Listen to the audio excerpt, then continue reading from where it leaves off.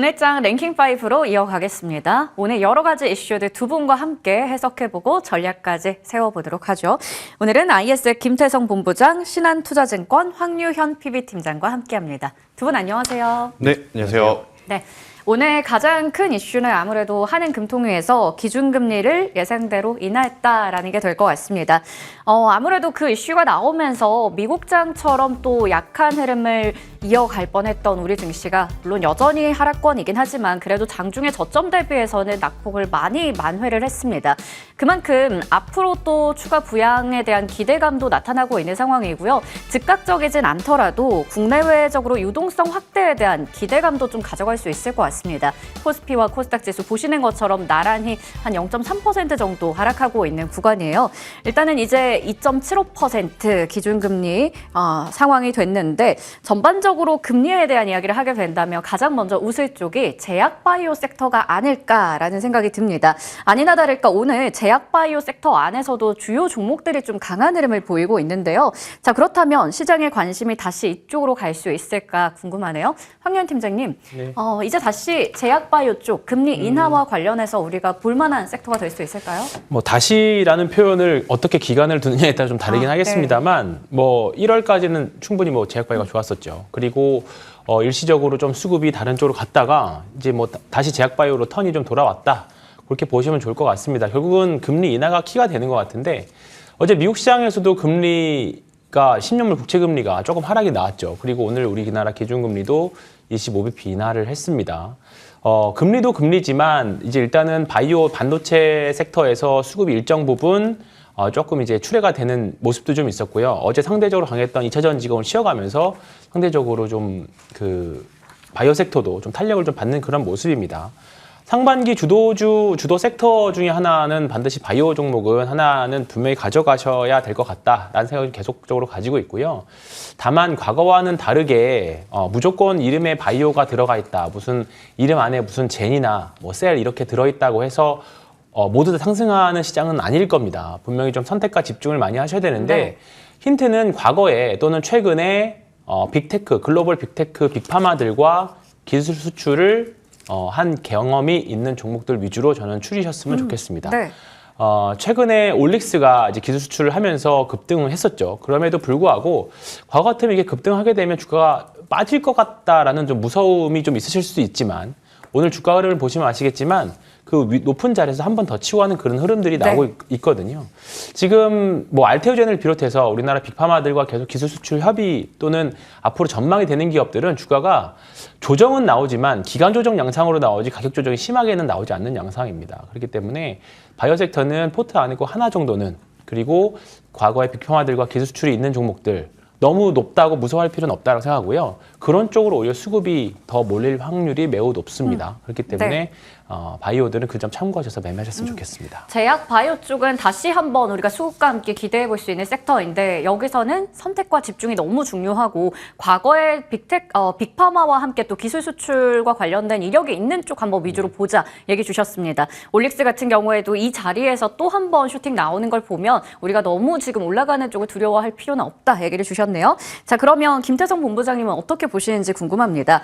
마찬가지로 올릭스나 뭐 CJ 바이오사이언스 같이 기술 수출과 관련된 쪽들이 관심을 좀 뜨겁게 받고 있는 상황이고요. 중국의 신종 코로나 관련주들도 좀 견조한 모습 나타냅니다. 각각 개별 이슈에 따라서 올라가다 보니까 제약 바이오 안에서도 어떤 게 주가 될까, 어떤 테마가 좀 그 섹터를 리드할까 좀 궁금한데 네. 앞서 황유현 팀장님께서는 기술 수출 쪽 말씀해 주셨잖아요. 본부장님의 의견은 어떠세요? 저도 이제 그 부분은 명확하게 짚고 넘어가시는 네. 게 좋지 않겠나라는 생각이 들어요. 사실 오늘 제약바이오가 생각보다 괜찮다라고 느껴지는 이유는 두 가지일 것 같습니다. 삼성 바이오로직스가 굉장히 지금 강한 모습을 보이면서 네. 어떻게 보면 조금 더 떨어질 수 있을 법한 지수를 막고 있기 때문에 네. 그리고 이제 두 번째 많은 기업들이 지금 상승을 좀 보이고는 있지만 제약바이오 일부 몇 종목이 두 자릿수 이상의 상승세를 좀 보이고 있는 종목군들이 많아요. 네. 그래서 전체적으로 제약바이오가 오늘 다른 섹터보다 더 좋은 모습을 보이는구나라고 개인 투자자분들은 느껴지실 수는 있는데 문제는 삼성 바이오로직스를 포함한 대형주들은 지금 위치에서 따라갈 것이냐 말 것이냐 고민이 될 수밖에 없는 네. 위치이고, 반대로 오늘 이제 두 자릿수 상승을 좀 보이는 종목은 위치적으로는 낮지만 이 시세 연속성에 대한 고민이 지금 있을 가능성이 좀 저는 높다는 생각이 들어요. 그래서 이 부분에 대해서 좀 고민을 가지고 계신 분들은 우선 시세 연속성을 기대하기보다는 네. 이쪽도 숫자와 앞서서도 좀 말씀드렸지만 글로벌 빅파마하고의 연결고리가 강한 쪽을 저는 선택을 하는 게 지금 당장은 맞지 않겠는가.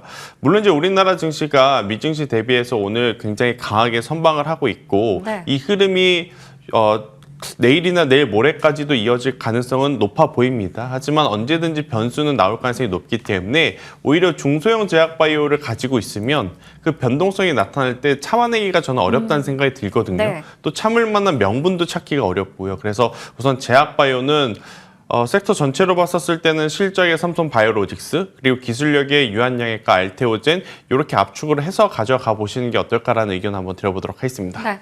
제약바이오 안에서 확실히 두 분 다 선택과 집중을 잘 해야 된다 얘기를 주신 것 같습니다. 김태선 본부장님께서도 숫자나 성과를 또 직접적으로 낼 수 있는 쪽을 추려봐야 된다. 삼성 바이오로직스 그리고 또 기술 수출 관련해서 알테오젠이나 유한양행 이런 쪽까지 추려주셨습니다.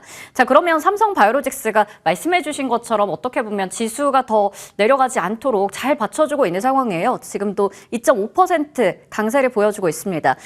오늘 한 118만 원 선에서 움직이고 있는 만큼 이전 고점인 120만 원대까지 또 한 번의 기대감을 주고 있는 상황이거든요. 황유한 팀장님, 삼성 바이오로직스 120만 원 재돌파 가능할지 또 안착 가능할지 기술적으로 한번 전망 부탁드리겠습니다. 충분히 가능하다라고 생각하고 네. 있습니다. 일단 최근에 주가가 좀 밀린 이유 중에 하나라고 보면 바이오 섹터에 대한 뭐 관세 부과 부분이었거든요. 근데 바이오 섹터는 다른 제조업체들보다 더 사실 미국으로 현지 공장을 옮기는 사실 더 어려운 상황입니다. 그리고 삼성바이오로직스 같은 경우에는 미국 쪽으로 수출이 모두 다 오리엔트되어 있는 게 아니기 때문에 유럽이나 다른 쪽 지역으로도 굉장히 많은 부분이 수출을 많이 하고 있는 회사이기 때문에 관세 일정 부분은 감안하더라도 시장에서는 이제 어느 정도 다 감안하고 보고 있는 것 같습니다. 주가는 전형적인 상승과 하락, 저점 높여가는 그런 흐름들이기 때문에 지금 시총이 84조 정도 되는 것 같은데 충분히 더 업사이드는 있을 수 있다라고 보고요. 기술적으로도 뭐 전형적인 지금 시장 주도주라고 보셔도 될 것 같습니다. 지금 다른 삼성전자나 하이닉스나 LG 에너지 솔루션 대비해서 충분히 지금 주도주 역할을 하고 있고 시장에서도 관련 주식들을 계속 끌고 가는 부분들이기 때문에 지금은 시장 주도주다 이렇게 보시면 좋을 것 같습니다. 네, 실적으로 봤을 때도 기술적으로 봤을 때도 삼바는 여전히 네. 시장의 주도주다라고 좀 얘기를 해주셨습니다. 앞으로도 기대해 보도록 하겠습니다. 자, 저희가 먼저 이렇게 하는 해 기준금리 인하 결정에 따라서 제약 바이오 쪽을 한번 체크를 해봤고요. 이어서 이번에는 미국에서 간밤에 또 기술주들을 많이 급락시키게 만들었던 이슈입니다.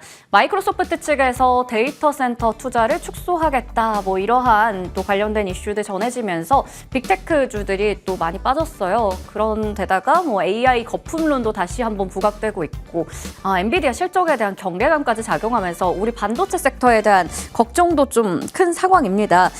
특히나 SK 하이닉스가 2% 가까이 내려가면서 지금 20만 원대가 살짝 간당간당한 상황이거든요. 최근 5거래일 기준으로 봤을 때도 계속해서 내려가고 있는 주가 흐름이기도 하고요.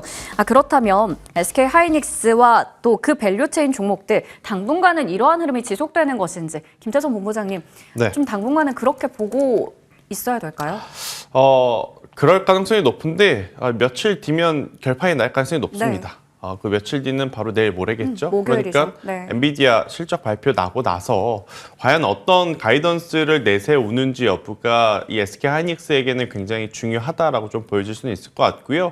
우리는 여기서 두 가지를 좀 체크를 해야 될 것 같습니다. 지금 당장의 어떤 EPS는 크게 의미는 없을 것 같고 앞으로 이제 가이던스에서 나올 EPS 그리고 이 블랙웰이라든지 루빈의 어떤 이제 새로운 모델의 출시일과 더불어서 발열을 지금 어떻게 잡고 있는가에 대한 이야기가 저는 더 중요할 것이다라고 봐요.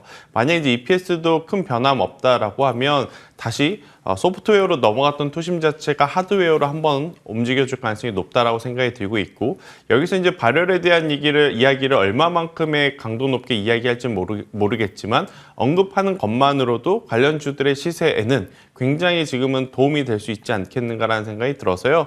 우선은 저는 기술주 그러니까 반도체 IT주들은 이거래일 정도는 조금은 너무 공격적으로 붙기보다는 네. 눈치 보기를 좀 하시는 게 맞을 것 같다라는 생각이 들어요. 그건 비단 우리나라 시장뿐만 아니라 지금 글로벌 빅테크 기업들도 하나같이 다 기다리고 네. 있는 상황이거든요. 그래서 먼저 움직이기보다는 보고 나서 움직이는 게 더 맞지 않겠는가라는 의견을 한번 조심스럽게 드려보도록 하겠고요. 대신에 이제 SK 하이닉스지 않습니까? 네. SK 하이닉스만큼은 그냥 천천히 조정 시에 저는 매수를 하는 게 맞다는 생각이 듭니다.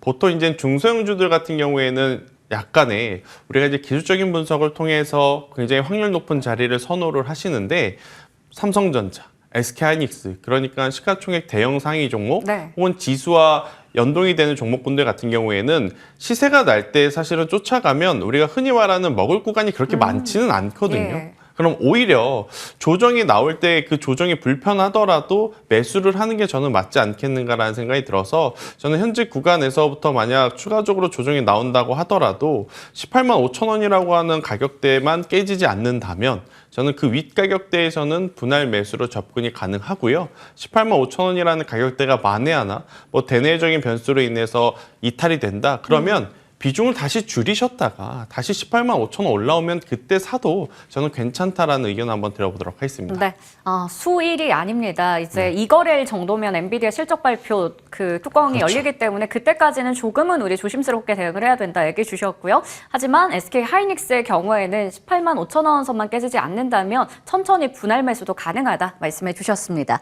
자, 그리고 이렇게 AI에 대해서 거품론이 한 번 더 등장하다 보니까 걱정이 되는 게 바로 인프라 쪽인 것 같습니다. 그중에서도 전력 설비, 이미 좀 우상향 추세가 좀 깨진 게 아닌가라는 걱정도 되고 있는 상황인데 이번에 마이크로소프트 데이터 센터 이슈까지 더해지면서 오늘 함께 또 더 밀리고 있는 상황이죠.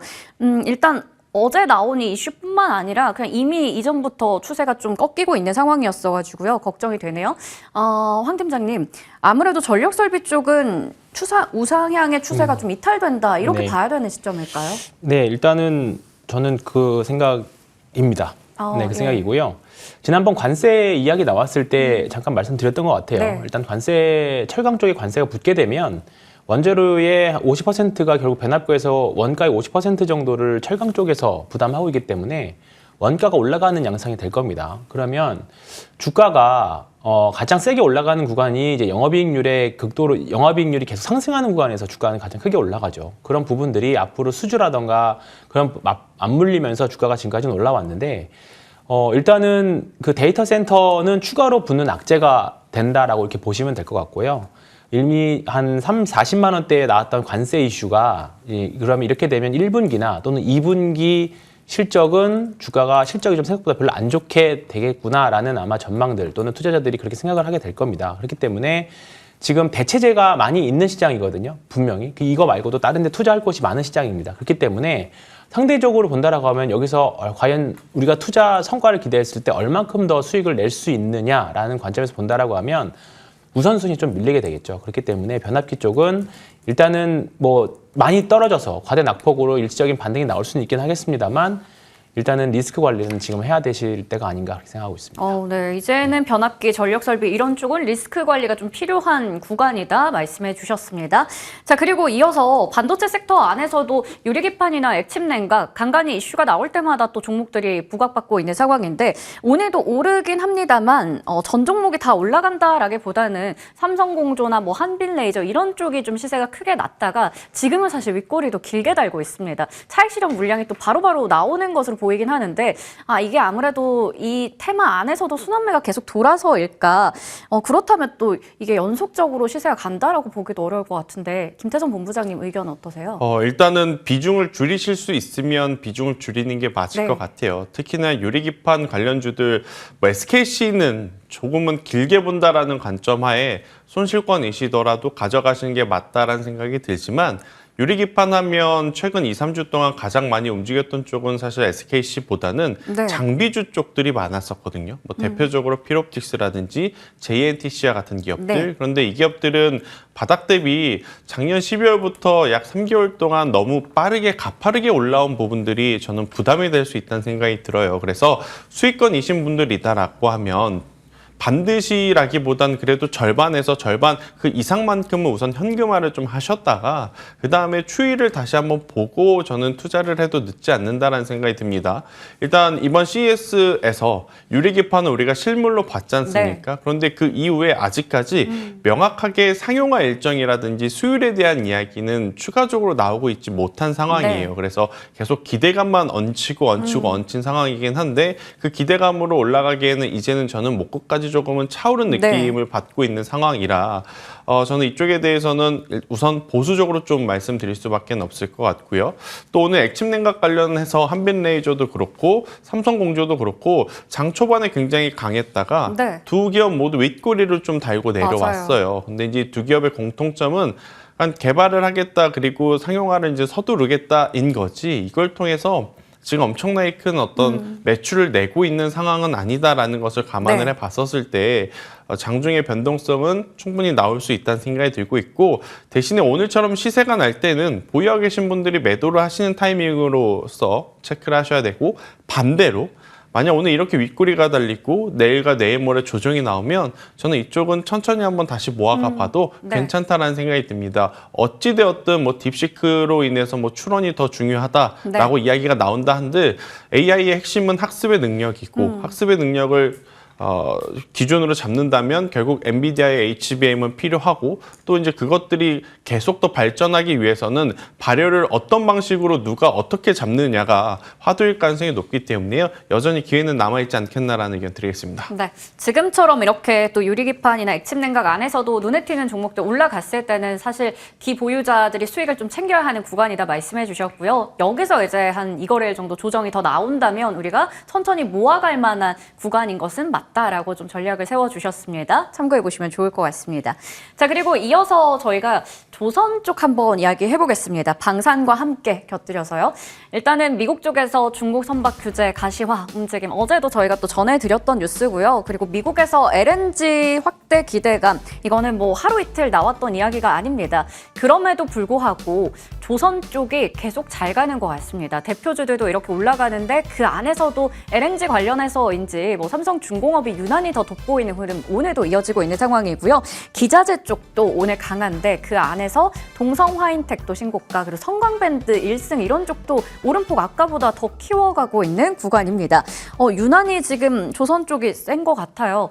황희연 팀장님, 네.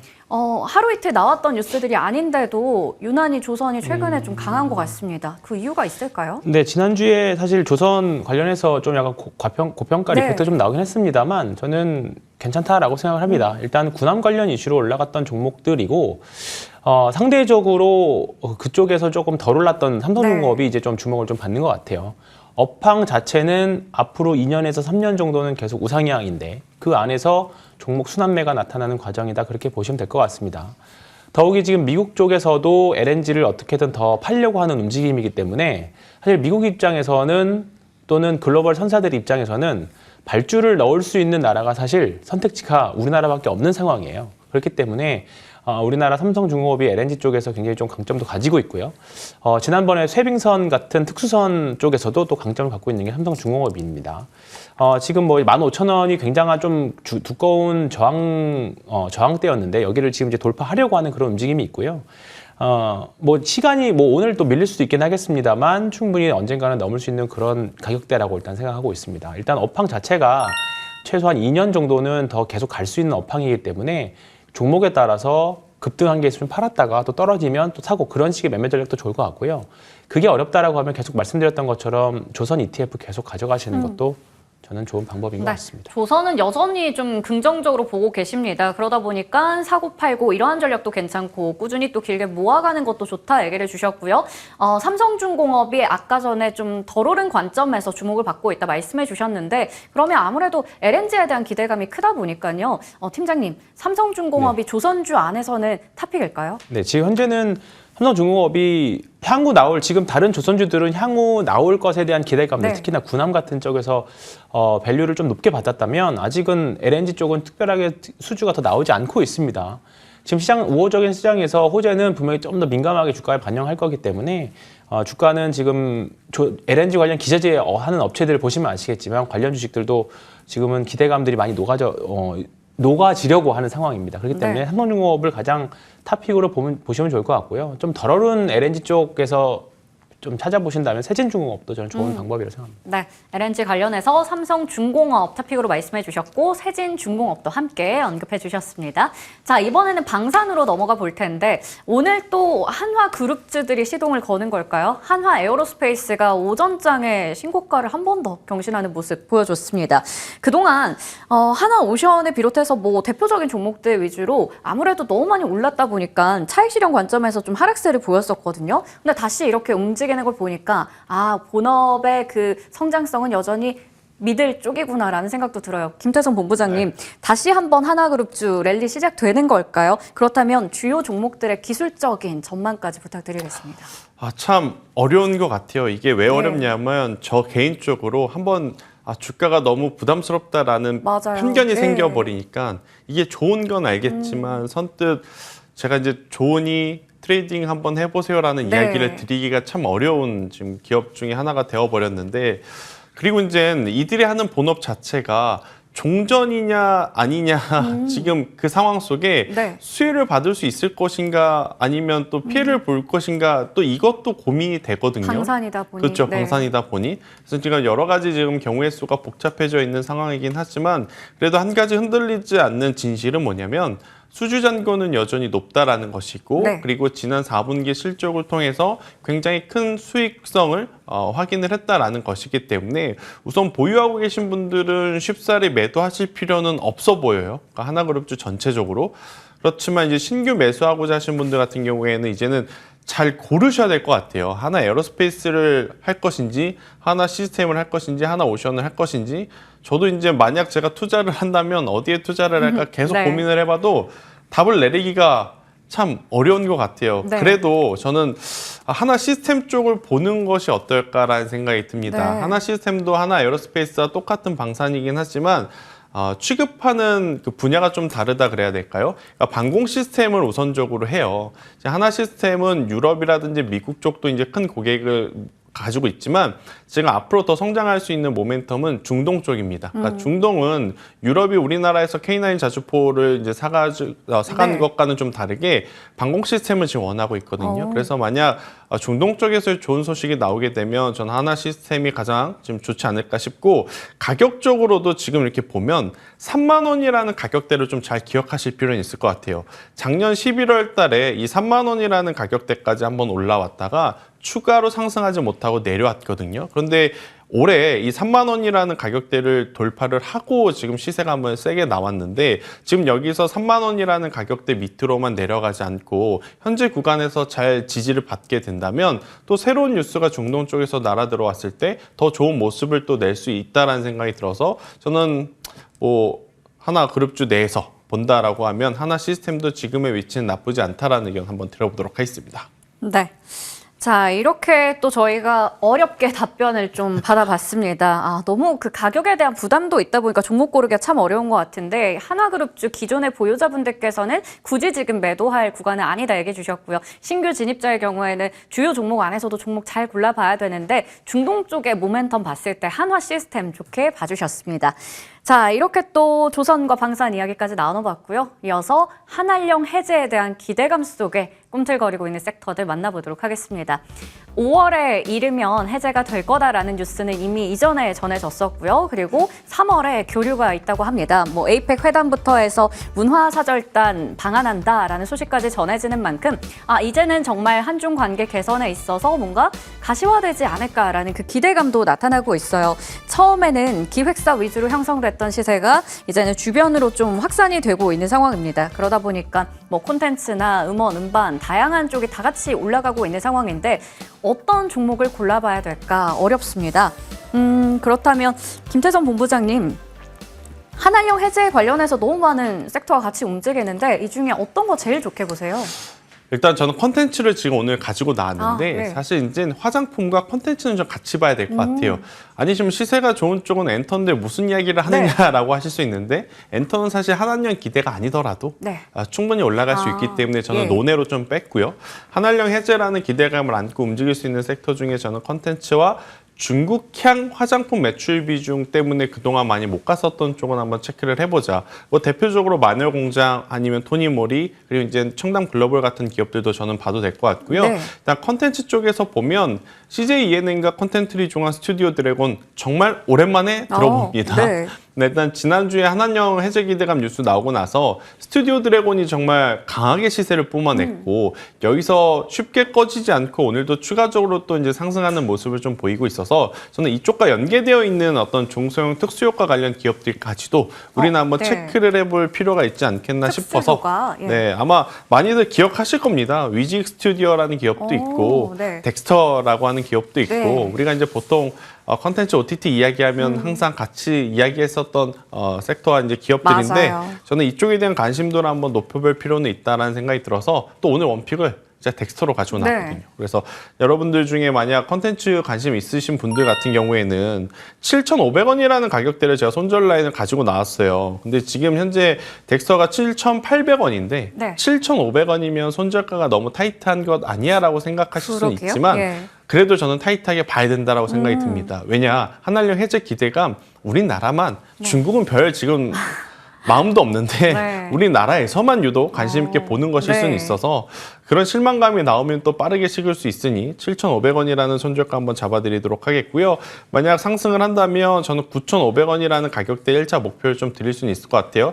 이때 이제 악성 매물이 9,500원 도달 시에 잘 해소가 된다면 그 이상도 노릴 수는 있겠지만 1차적으로는 저는 9,500원 목표가를 잡고 가는 게 맞지 않겠나라는 의견 드리도록 하겠습니다. 엔터는 사실 이거 아니라도 잘 그럼요. 가기 때문에 우리가 좀 콘텐츠나 뭐 이런 쪽으로 시각을 넓혀봤을 때 특수 효과 쪽까지 같이 봐주셨습니다. 그래서 원픽으로는 덱스터 목표 주가 9,500원, 손절가는 7,500원 잡아주셨습니다. 한한령 해제에 대한 기대감 속에서 말씀드렸던 엔터 콘텐츠 쪽이 상당히 주목받고 있는데 사실 K뷰티나 게임 쪽도 이쪽이랑 묶어서 볼 수 있거든요. 근데 상대적으로 시세는 좀 아쉬운 것 같기도 합니다. K뷰티 쪽은 워낙에 실적이라든지 개별 이슈에 의해서 반응하는 종목들만 좀 잘 가는 것 같기도 해서요. 어떤 종목들 위주로 봐야 될까? 황현 팀장님. 예. 엔터 콘텐츠 좋은 건 알겠습니다. 이 K뷰티나 게임 쪽은 어때요? 좀 별론가요? 저는 한한령 해제 관련해서 또 화장품이 제일 좋은 것 같고요. 네. 올해 주도주 중에서도 화장품이 좋은 것 같습니다. 그냥 화장품 좋네요. 네. 이제 거기다 이제 좀 부스터 어떻게 보면 우리가 흔히 말하는 내러티브가 붙기 시작하는 종목인데요.